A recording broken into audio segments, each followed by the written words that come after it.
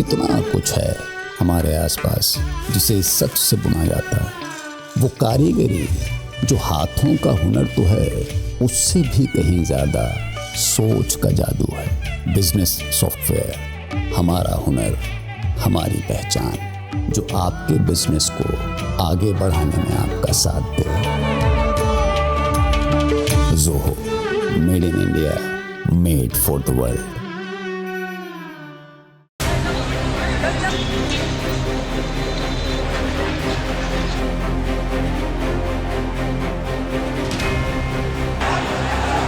बरेली में हुई हिंसा के मामले में मौलाना तौकीर रजा पुलिस की गिरफ्त में है। इस मामले में अब तक 50 से ज्यादा लोगों की गिरफ्तारी हो चुकी है।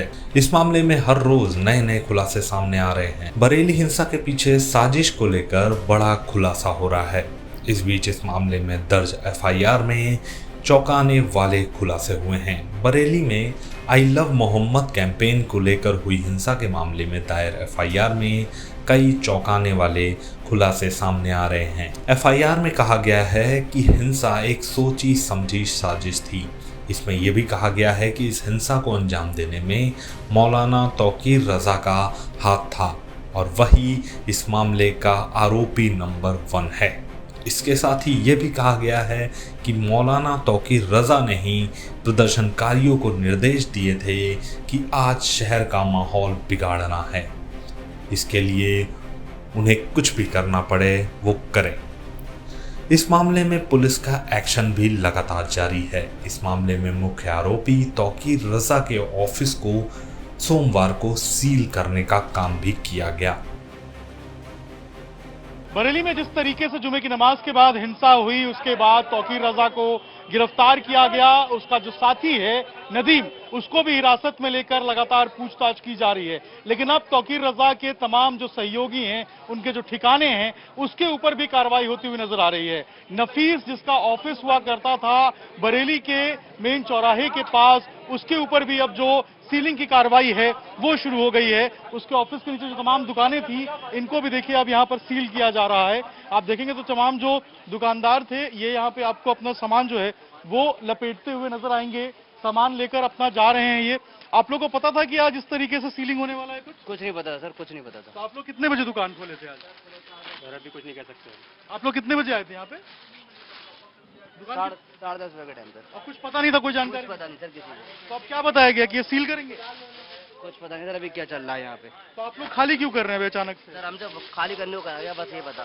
खाली करने को कहा गया। देखिए, इनको खाली करने को कहा गया है और ऐसे ही तमाम दुकानें हैं। इन सभी दुकानों के ऊपर जो कार्रवाई है वो हो रही है। इन सभी दुकानों को सील करने की जो बात है वो निकल के सामने आ रही है। दूसरी तरफ अगर आप देखेंगे तो बाहर बड़ी संख्या में जो RRF की टीम है, जो पैरामिलिट्री फोर्सेज हैं, उनको भी यहाँ पर बुलाया गया है। जो बरेली पुलिस के जवान हैं उनको भी यहाँ पर तैनात किया गया है और सभी जो अधिकारी हैं वो भी यहाँ पर मौजूद हैं और उनकी मौजूदगी में देखिए यहाँ पर जो दुकान है उसको यहाँ पर खाली कराया जा रहा है और कड़ी सुरक्षा व्यवस्था के बीच में जो तमाम दुकानें हैं उनको खाली कराया जा रहा है। इसके ठीक ऊपर अगर आप देखेंगे तो ये डॉक्टर नफीस जो है, जो कि तौकीर का बेहद करीबी बताया जाता है, बाकी मुकदमों में भी इसका नाम है, उसका ऑफिस है और ये उन मार्केट का मुतव्वली भी है, ये कहा जा रहा है। तो ऐसे में अब पुलिस सुरक्षा के बीच में, कड़ी सुरक्षा के बीच में ये तमाम दुकानें हैं, इनको खाली कराया जा रहा है और बताया जा रहा है कि इन दुकानों के ऊपर जो सीलिंग की कार्रवाई है वो होगी। अब दुकान जो है, जो दुकान मालिक हैं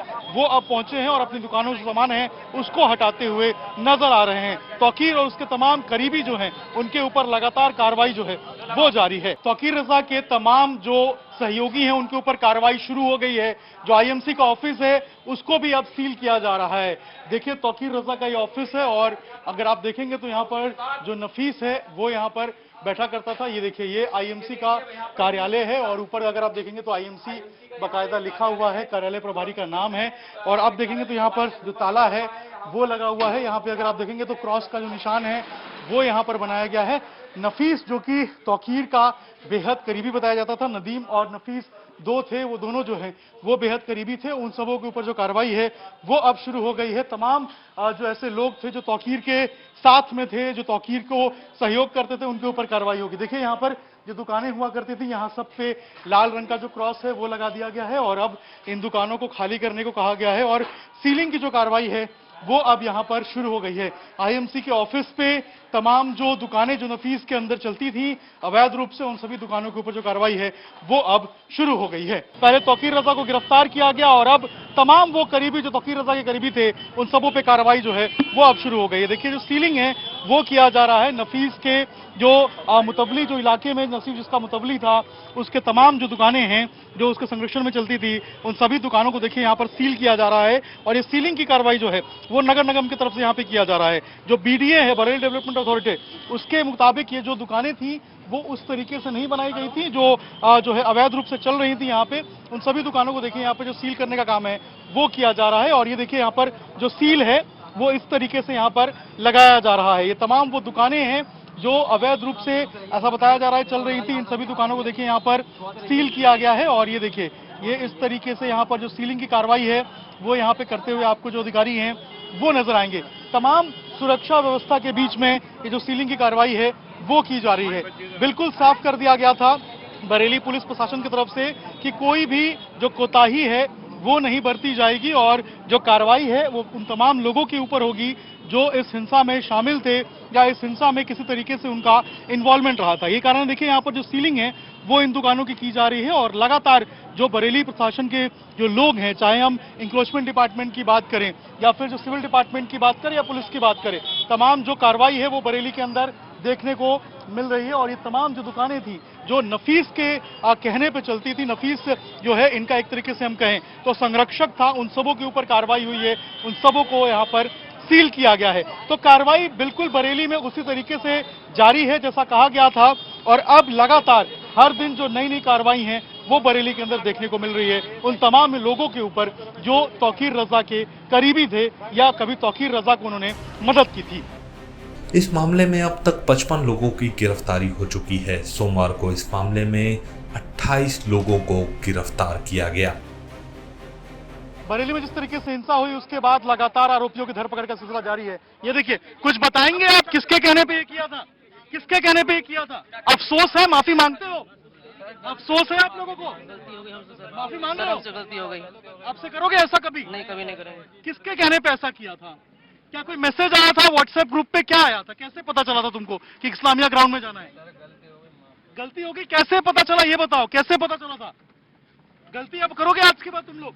देखिए, ये तमाम लोग हैं जो पुलिस के गिरफ्त में हैं और पुलिस ने इनको गिरफ्तार किया है और अब जो है इन्हें जेल भेजा जा रहा है और आगे की जो जांच है वो अभी जारी है। अंकित से अभिषेक राज, टाइम्स नव भारत, बरेली। हाँ, नदीम को लेकर ये देखिए जो पुलिस है वो अब जारी। नदीम, क्या कहोगे? नदीम आरोपी हो? नदीम आरोपी हो? नदीम आरोपी हो? ये देखिए नदीम को लेकर अब जो पुलिस है वो निकल गई है और ये नदीम है जो एक मेन अक्यूज था, तौकीर का बेहद करीबी था और अब जो पुलिस है वो नदीम को लेकर निकल चुकी है गिरफ्तारी के बाद। बरेली में आई लव मोहम्मद विवाद और हिंसा पर एसएसपी बरेली अनुराग आर्यन ने बताया कि कैसे पुलिस इस मामले में लगातार एक्शन में है। से हिंसा हुई उसके बाद लगातार जो गिरफ्तारी है उसका दौर जारी है। बरेली के एसएसपी अनुराग आर्य हमारे साथ हैं। सर, अभी तक कितनी गिरफ्तारियां हुई हैं और आज जो लेटेस्ट गिरफ्तारी है वो कितनी हुई? टोटल 56 लोग अभी तक इस प्रकरण में गिरफ्तार किए जा चुके हैं, जिसमें आज प्रमुख साजिशकर्ता नदीम खान को गिरफ्तार किया गया। इसके अलावा 28 अन्य अभियुक्त भी गिरफ्तार किए गए थाना क्षेत्र कोतवाली और बारादरी की टीमों के द्वारा। इनसे पूछताछ में महत्वपूर्ण चीज़ें प्रकाश में आई हैं। ये पता चला है कि जो पहले दिन एक अपील जारी की गई थी उस अपील को जारी करने में नदीम खान और डॉक्टर नफीस नाम के 2 व्यक्तियों का हाथ था और वो अपील पे इन्होंने खुद सिग्नेचर करते हुए अपील जारी की थी। वो जेन्युइन सिग्नेचर्स थे। इसके साथ साथ नदीम ने उसके 2 घंटे बाद अपने लोकल व्हाट्सएप ग्रुप्स पे ये चलाया कि वो अपील जेन्युइन नहीं है और उस पर उसके सिग्नेचर नहीं है। तो ये एक पब्लिक को गुमराह करने का प्रयास किया गया और ये प्रयास किया गया लोगों को फ़ोन करके कि आप बड़ी संख्या में इस्लामिया ग्राउंड पे इकट्ठे हों।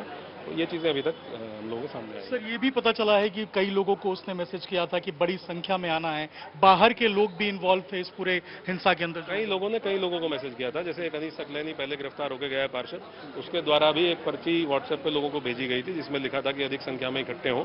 इसी प्रकार से नदीम के द्वारा भी ये लिखा गया था, अलग अलग ग्रुप्स पे फ़ोन करके भी बताया गया था। तो ये चीज़ें ऑब्वियसली आप लोगों के सामने हम लोगों ने रखी हैं और हम लोगों का फोकस इस चीज़ पे है कि इस पूरे भीड़ को इकट्ठा करने वाले कौन लोग थे उनको गिरफ्तार जल्दी किया जाए और उनसे गहनता से पूछताछ की। एसआईटी बनाई थी सर आपने, सोर्स और फंडिंग की जो बात है वो कहां तक अभी निकल के सामने आई है? वो तो धीरे धीरे पता चलेगी हम लोग इन्वेस्टिगेशन में, क्योंकि आप जब इन्वेस्टिगेट करते हो, अभियुक्तों को पकड़ते हो, उनसे पूछताछ करते हो, फिर कॉर्पोरेट किया जाता है, जो वो बताते हैं उसको कॉर्पोरेट किया जाता है, तो कॉर्पोरेट करने में टाइम लगेगा। आखिरी सवाल है, सोशल मीडिया टीम सर क्या कुछ बता पाई है? कितने व्हाट्सएप ग्रुप थे, कितने फेसबुक पेजेस थे? वो डिटेल्स हमारे पास हैं और उसको एज एंड व्हेन रेलेवेंट आपके साथ शेयर करेंगे, लेकिन ये जाहिर सी बात है कि बहुत सारे लोकल व्हाट्सएप ग्रुप्स पे ये चीज़ें शेयर की गई और पब्लिक को मिसलीड करने का प्रयास किया गया कि आपको किसी भी हालत में इस्लामिया ग्राउंड तक पहुंचना है। बिल्कुल, देखिए ये बरेली के जो एसएसपी हैं वो अनुराग आर्या थे, जिनका साफ तौर पे कहना है कि जांच अभी जारी है। अब तक जो है वो आज 28 लोगों की गिरफ्तारी हुई है, कुल मिलाकर 55 लोग जो हैं उनको गिरफ्तार करके जेल भेजा गया है। कई लोग अभी डिटेन्ड हैं जिनसे पूछताछ की जा रही है।